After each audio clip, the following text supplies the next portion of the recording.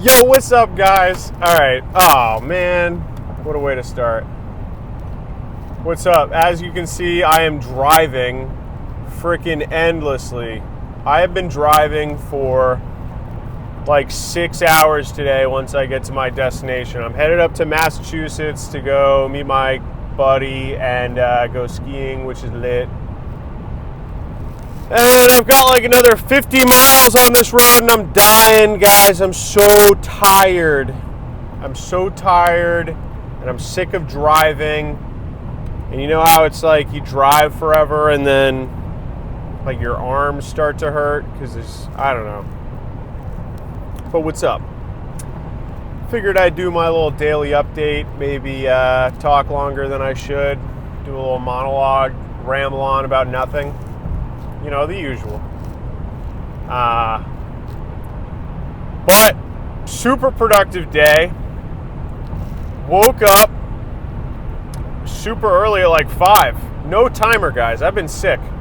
I'll get into this. On a little tangent, I don't know if it was the COVID vax or what. I think it was a little while before then. But for some reason, I just get sick every 2 months. It's such a weird thing. I get a throat ache on the right side of my throat. I get a headache and a blazing fever for like, 3 to 5 days, and then it goes away every 2 months. And when I went to Europe, I wasn't getting it. So, I really don't know what the heck I'm doing in America where I'm getting it. Maybe it's like a food that I'm subtly allergic to that just breaks down my immune system or something. But I do have to say, I've gotten it the last 2 times I got it. I think I got it right before I came home in Europe. And I'm just getting over it now. And no fever this time. No headache. No nothing. And I think it's because I've been taking like crazy amount of vitamins. I've been getting in my vitamin grind.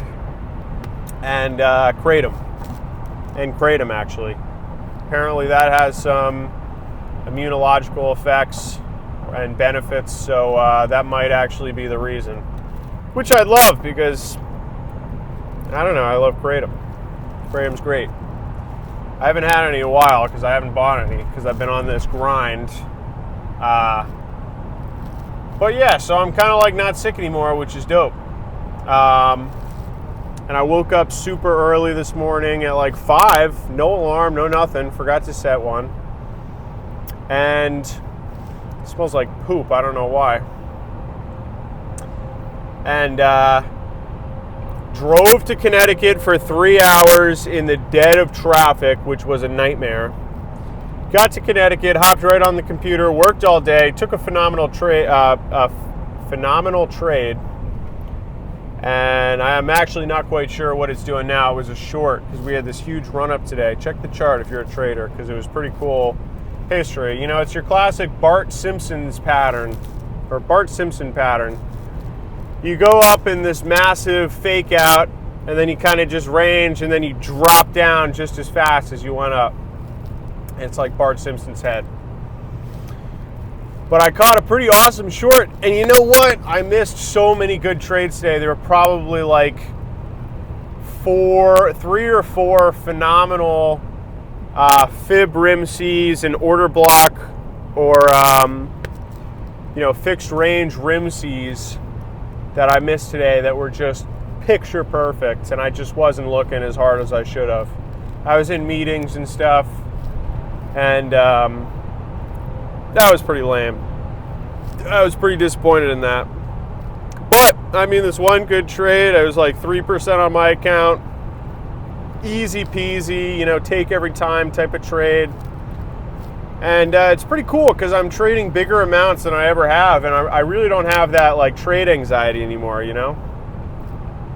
But I'm still a break-even trader. It's so funny. I've got some algos running on my trading account as well that are my coworkers' algos, and it just seems like every time I get up to like a 10% gain on my account, and then I stop trading for a while because I'm busy doing whatever, and I'm somewhat inconsistent. I'm kind of a loser like that, but my account just gets drained back to zero. And I check the trades it takes. It's like, it seems like it's phenomenal, but it's just such a slow and low drain, I think. It's hard to say. I really couldn't tell you. But it took a couple of shorts today that seemed okay. I don't know. On some altcoins. I don't really trade altcoins. They're just too lame. Too volatile. They're just Bitcoin plus volatility. It's like, why would you even bother? Why wouldn't you just trade Bitcoin? So I hope I'm going the right way. I have no way of checking where I'm going.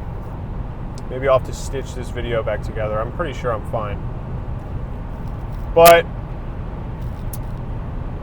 just driving, listening to stuff. You know, one of my big problems, I have such a weird temperament. I don't know what it is. It's like addictive, but it's not like addictive in where it's hard to crack something. It's just, you know, it's like, I used to vape a lot, and I still enjoy a good vape, don't get me wrong. You know, those lavas from New Jersey are pretty much the only ones I'll use, because all the other ones are like super fruity and gross.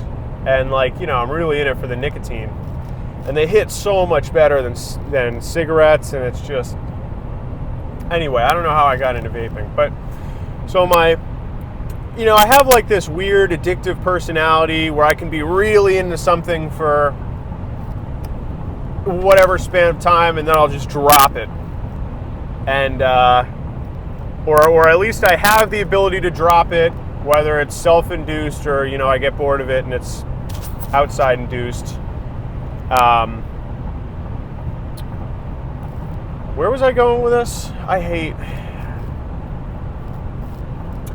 So I don't know, I could just drop stuff.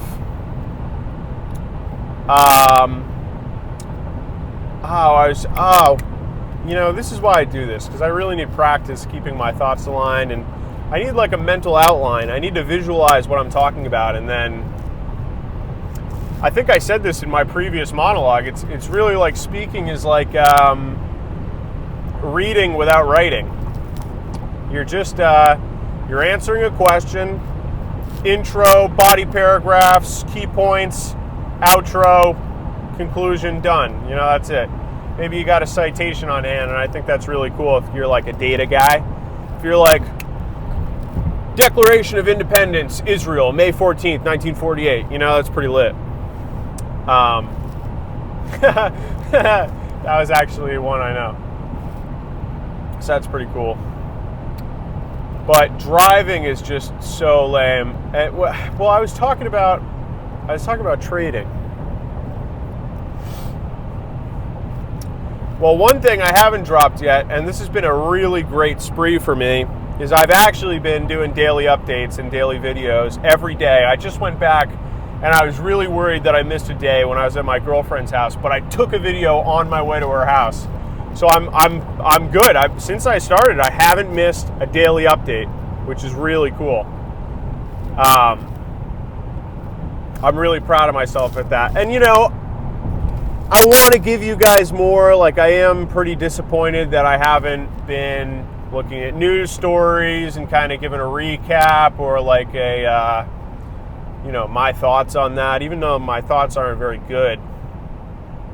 But I have been a little disappointed in that. I would like to have a more to offer in a daily update than just me rambling or doing a synopsis of my day. But so trading's going pretty great. I'm really just writing down the systems, which is awesome. A little distinction here. I don't know why I always seem to fall on trading. It's just what's in my mind right now, or at least recently, because I've been working really hard. You've got signals, which is like a one candle trigger.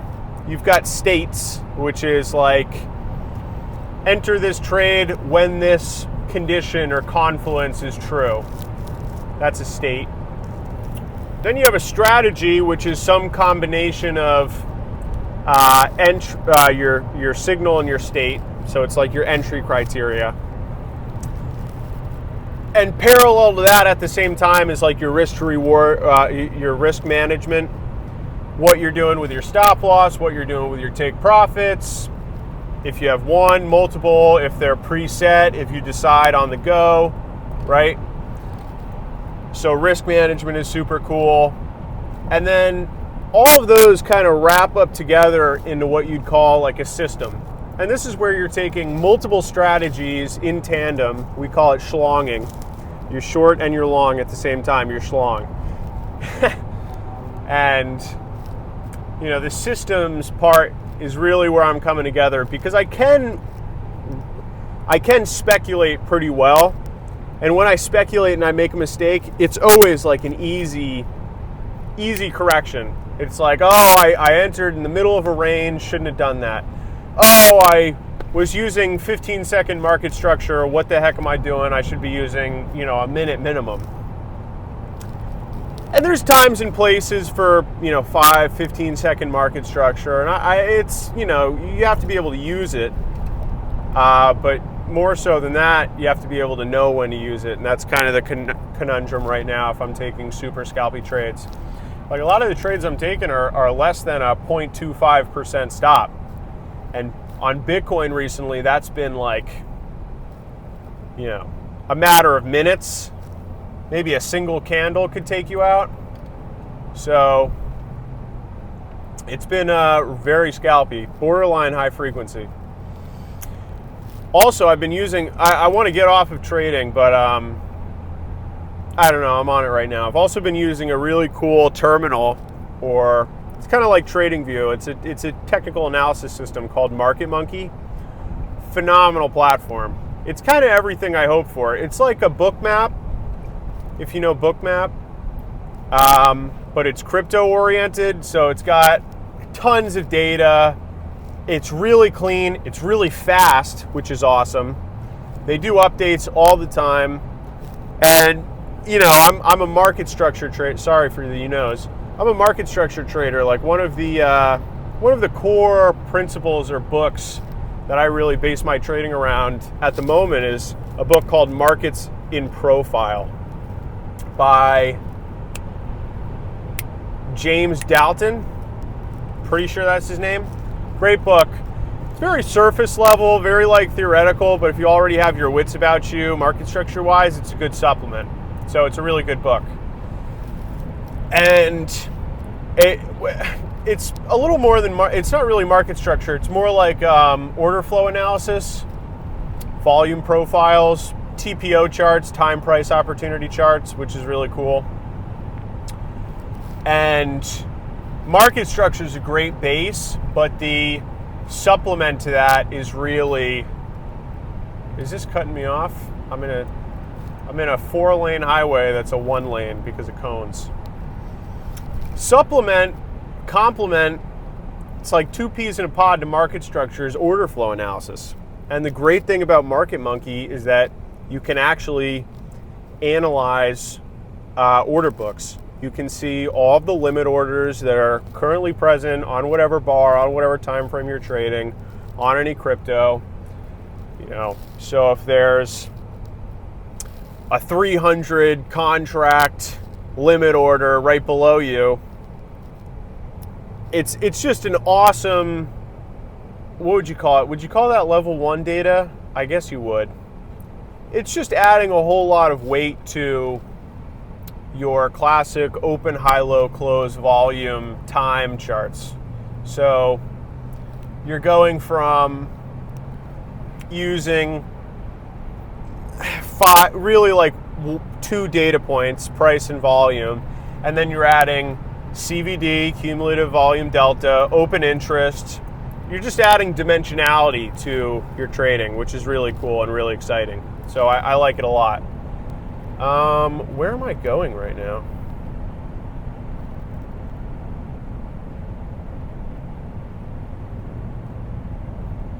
Boston, Massachusetts. I had another 40 miles or something, but it seems like I'm making moves all of a sudden. I like Boston. Boston's one of my favorite cities. I'd say Boston, Miami, Utah, Boston, Miami, Utah are like top 3. Utah is like a different vibe. It's more like ski city kind of thing, but it's a city.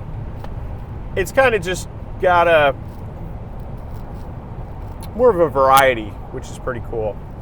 So I like Utah a lot. I like Miami for what it's worth, but I really like Boston. It's so clean. I mean, unless you go to Mass Ave, and I'm sure other places, but you walk around the center of Boston, it's really neat. It's really cool. So I like that. Whoa, that guy like hit a curb. There's cops everywhere. I'm really not trying to get pulled over because I don't want to get pulled over. It'd be great content, okay? It'd be great content if I was like, posted a short of me. I don't know what it is with people and cops. It's like they're people and they're law enforcement. You should show them a bit of respect. Every time I've been pulled over, or every time I talk with a cop, it's like I shake their hand, And it catches them off guard. It's like, whoa, they're just used to, I'm sorry for the no's. I'm so sorry. They're all business. I feel like all of the cops I've ever interacted with are all business. There's no, hey, how's it going? There's no, how you doing today? There's no, hey, I like your car. You don't see a lot of those. It's license and registration. Oh, yes, sir. Yes, sir. Let me get that. So we're just kind of losing touch with, society is just kind of losing its touch and its charm. People aren't people anymore. They're just cogs. I don't like it.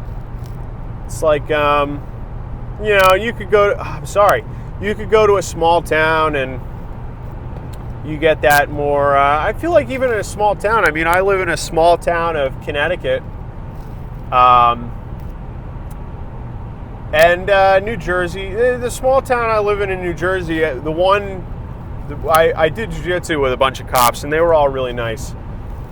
But the one time I got pulled over, I actually talked with that guy. I talked with him for like an extra 5 minutes after he pulled me over. He was a really nice guy. I'm sorry, I'm not on coke, okay? I swear, my nose is just so itchy for some reason. I don't know why. So you could go to a small town, find a cool cop, and that's cool, but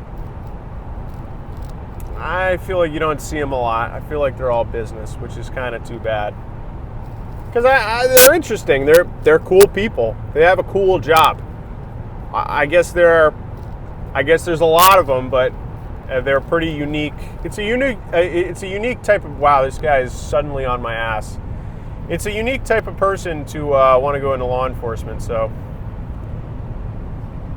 it's pretty cool.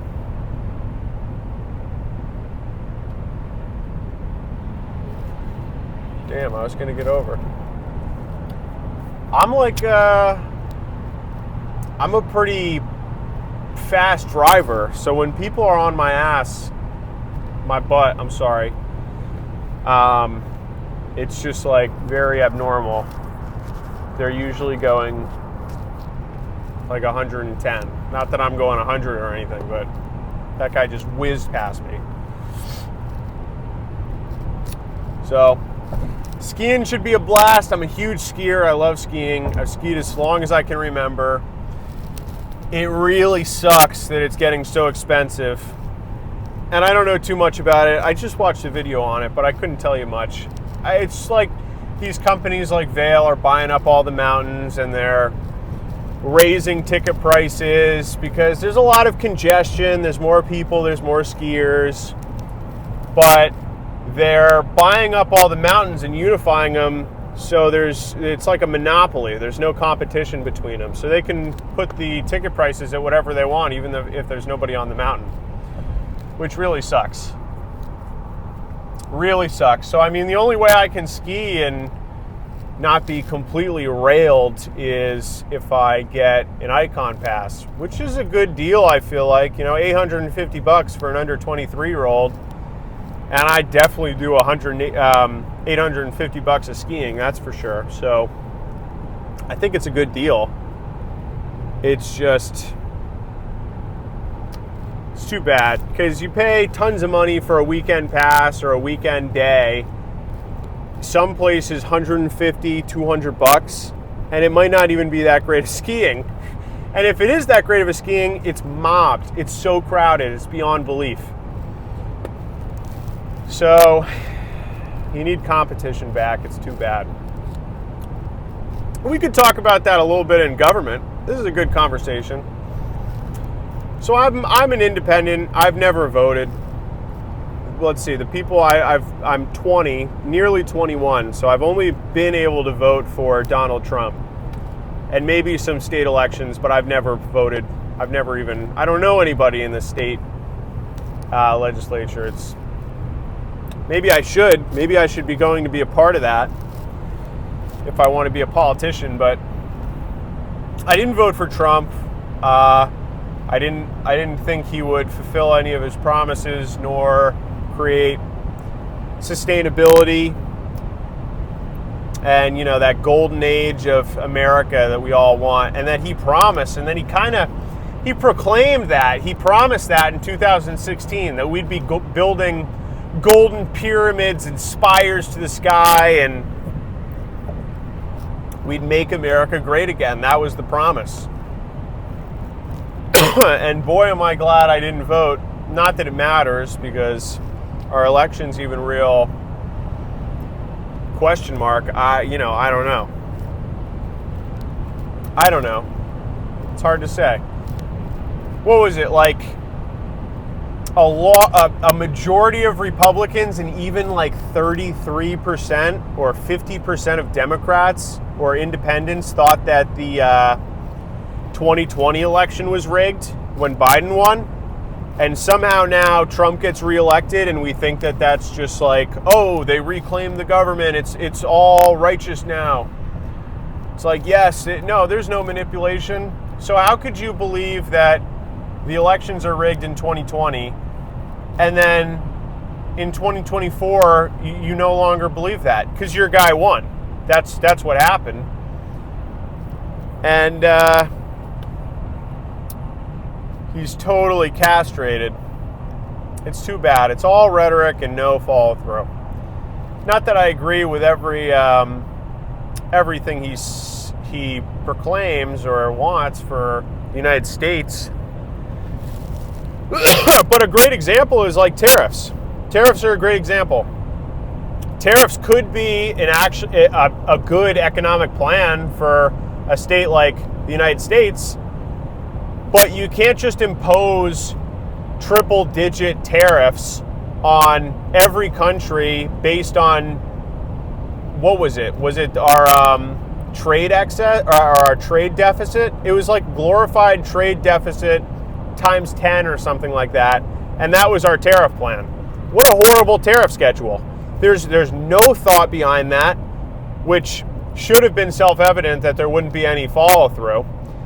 And not only that, the point of tariffs are not just to tax imports.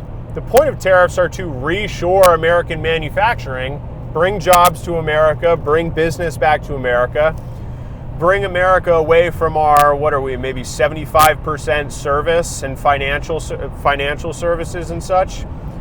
Bring America away from that and bring it back to maybe 10% manufacturing? Bring it back to 30%? God forbid the world blows up and we have to rely on ourselves mostly. So you also need subsidies. China does this. China is a great example, and I'd really like to look in how they do it, because they are still a communist country, right? It's like, am I misled? But somehow they still have seemingly booming business. And I guess the whole point behind that is that they devalue their own currency or they artificially devalue their own currency so that their exports are worth more, and then they're just an exporting powerhouse, right? All of the Chinese goods that go all over the world are cumbersome. Any product you get, what's the probability that that somewhere on it, or some part, or the whole thing is going to say made in China? It's like most of the stuff that we buy. So they're doing something right. And I don't think it's the whole communist thing, but what they are doing right is that they have a fabulous... There's a great video you can watch on this. I'm sure if you look up on YouTube. They have their own secure and hyper-efficient supply chain. So when they build iPhones in China, I forget exactly what city they do it. It's called iPhone City, something like that. I believe it starts with a Z. But every part of the iPhone is also built in China. So they take all the parts. They have a road built just for that transport. They are able to move all of the components along the supply chain so efficiently and build an iPhone and ship it out because their whole economy and all of their infrastructure is built around that. So how do you expect to just impose 100% tariffs on China or more and have a company like Apple want to make iPhones in America? It doesn't make any sense. None of the components in iPhones are built in America. They're all built in China. And another big point of this, it's not just imposing tariffs or creating subsidies. It's also creating stability. You need a plan. You need to have businesses predict and have confidence in what's coming in the next month or the next year. You can't just raise and lower your tariff schedule all willy-nilly without any real reason, it seems like, because all of these companies are just going to sit on their money and not do anything. They're not going to... You're effectively driving... You're doing the opposite of what you intend. You're driving manufacturing and investment out of America because you can't even be sure of whatever factory you build or whatever you spend money on in America is still going to be profitable or still going to have a, whatever you predict your margins are going to be. You can't even propagate that out in the future because you have no idea what the whole deal is economically internationally is going to be in the next 3 months. So what do you expect people to do? What do you expect people to do? And that's just one of the many failures of the Trump administration. Poor people, poor planning, worse follow through, all rhetoric. All rhetoric. And it is actually, it is the skill of marketing. It is the skill of Trump. He's a salesman. His approval ratings go down just a little bit, and he calls Somalia garbage or something like that. Yeah, and all the Republicans are like, yes, he's doing it. This is what was the word that somebody used? It wasn't virtual win. It wasn't virtual victory. It was a pseudo victory or something like that. Somebody said, this is a pseudo victory for the United States. This has serious implications. I actually don't care about that. What I want is like real victories. Like, how about we actually have a defined tariff schedule? How about we actually build the wall like we've been talking about for, 10 years? I mean, gee whiz, can we just build a wall? How much would it really cost? $12 billion, I think, when I did the math one time. And there's upkeep and you have to hire people around the wall. But I think the material cost for building a entire border wall, and not just around the part that's a river. Okay, I'm talking full border wall around the whole thing, river included. I think it was like $12 billion. 12 billion measly dollars. And I'm sure you could Google and you could get a much better quote on that. But it's just ridiculous. It's all talk and no follow through. And this is really what America's all about now. It's all talk and no follow through. Congress can't pass anything because you need a 2/3 majority, and half are Democrats and half are Republicans, and everybody just votes in partisan. Is that how you would say that? They vote partisanly. I don't think that's a word. There's no bipartisanship. So you can't pass anything with a 2/3 majority. And it's just ridiculous. Another big problem with Republicans, and this is like really the core difference between Democrats and Republicans, and why Democrats have been able to have such more of a long-lasting, what would you say, hold on government, is that Democrats come in and they make systems. They make welfare, they make unemployment, they make the CIA, they make all of these agencies. I'm not actually sure if Democrats made those first two, but the CIA is a great example. What do the Republicans do? The Republicans come in, the president is really who I'm talking about, and he passes a bunch of executive orders. Well, guess what? When a Democrat's elected, you know what's already written months before a Democrat is elected? Executive orders to revoke all of the previous executive orders. So, did you even accomplish anything? It's like if you did something for a short amount of time and not forever, did you even do it? This is a horrible analogy, but it's something like if you vacuumed your house once instead of buying a Roomba, or working a job and buying a Roomba, did you even vacuum your house? You're just going to have to do it again. So,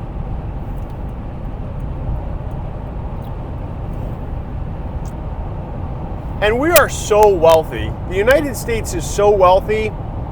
I really don't understand where all this money goes. I really don't. It's like $1 million is not even that much money anymore. $1 million, yeah, it's really hard to make, but it gets thrown around all willy-nilly. I've said willy-nilly now twice.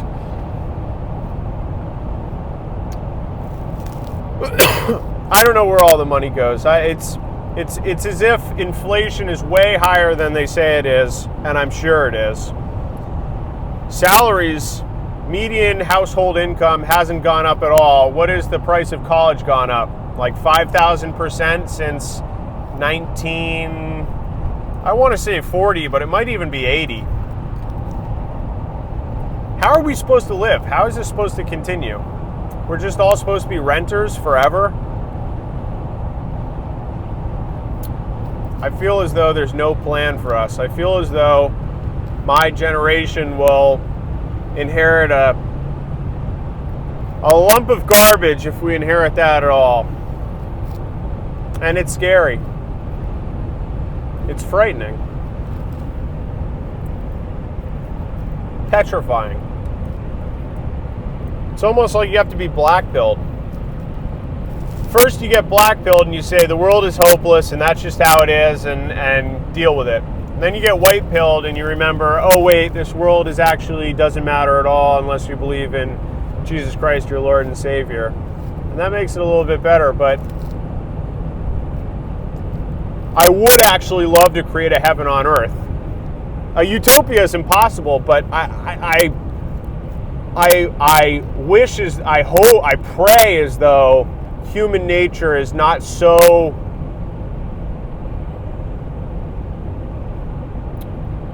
I'm struggling to find a word. Evil. I don't know if evil is necessarily... Evil doesn't really have like economic or social ramifications. Maybe a little social, but... Incompetent. Useless. Useless is probably the best word. I really pray that the human race isn't so useless that we can't at some point make... Even 10% of a heaven on earth. Maybe we have 10%, all right? Can we get to like 30%? 40%? Can we work our way up instead of digging this hole deeper? Because that's all it feels like. I feel like it's hopeless.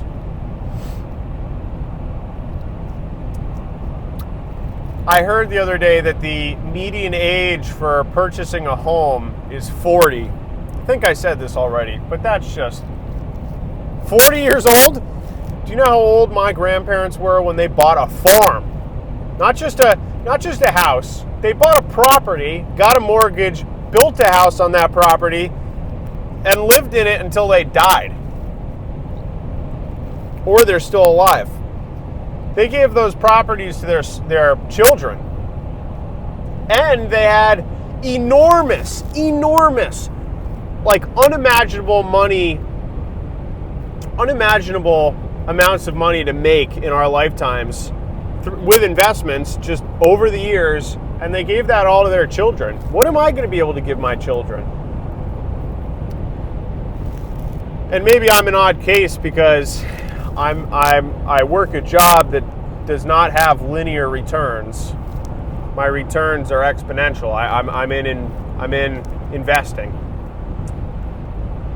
You know, I take trades where I'm making 3% return on my account. It's not $100. It's 3% return on my account. So it's stapled to whatever size my account is. If it's very large, then I make that 3% is much more money. But for the rest of people that are salaried, or at least or work an hourly wage, what are they going to do? Just be renters forever? I don't know.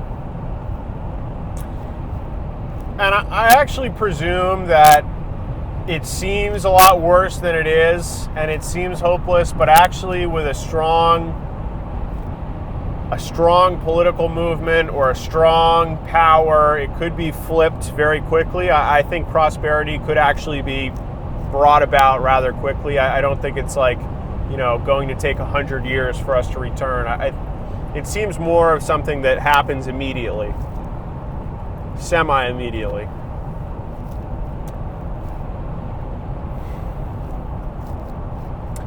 And it really comes back to that question of how do we bring that about in our world? How do we act as that microcosm? How do we encourage that? How do we grow that like a plant?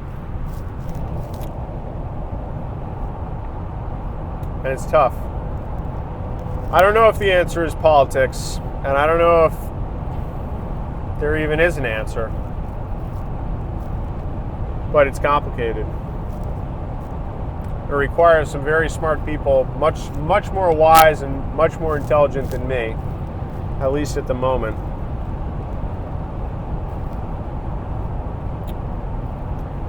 But we have to keep our hopes high,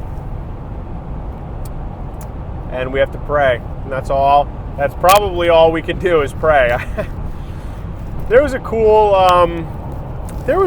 app. I believe they also did studies. It was like the Heart Coherence Movement or Heart Coherence Company, something like that. And they did a study where I believe it was a couple hundred or a couple thousand people prayed for peace and prosperity in like a crime-ridden third world country or an area in a third world country. And they did this for a week or a month, where they all just collectively prayed for peace and prosperity of this area. And guess what happened?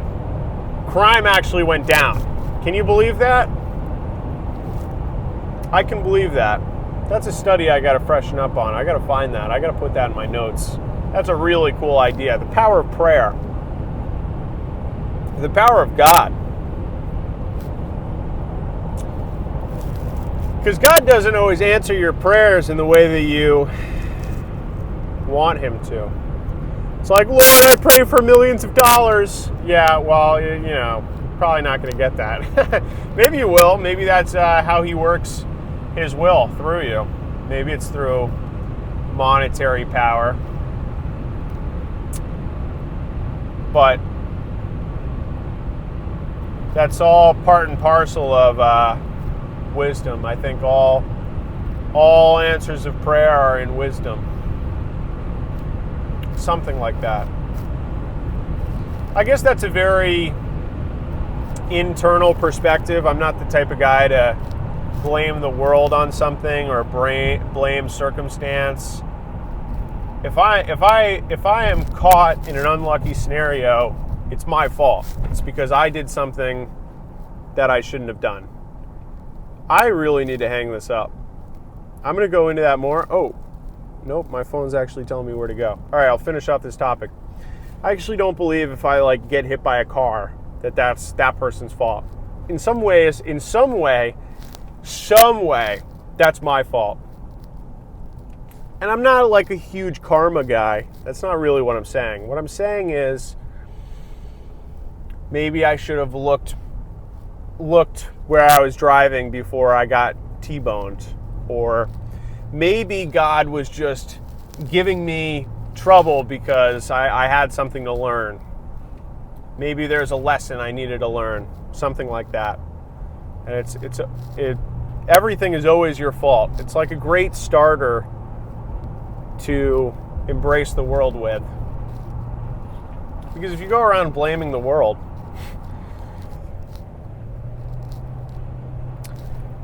take this for example. Donald Trump being elected or Joe Biden being elected or any of these presidents in my lifetime, none of which I've liked.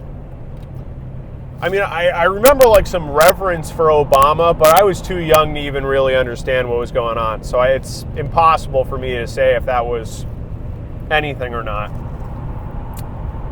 And I haven't gone back and looked into him. I've been way too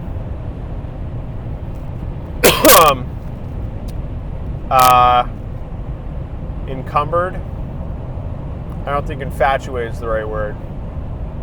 Interested in Trump.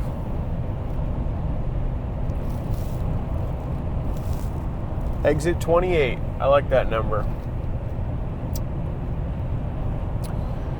But in some ways, all of these people being elected is my fault. You have to think that way. How else are you going to think? There's some lesson that person being elected or that person being in office or society voting that way, there's some lesson that I, or maybe even the world as a larger person, had to understand. If you think of mankind as a body. But all right, guys, I gotta go. I don't know where I'm going. So this was a nice video. I will catch you guys later. All right, see ya.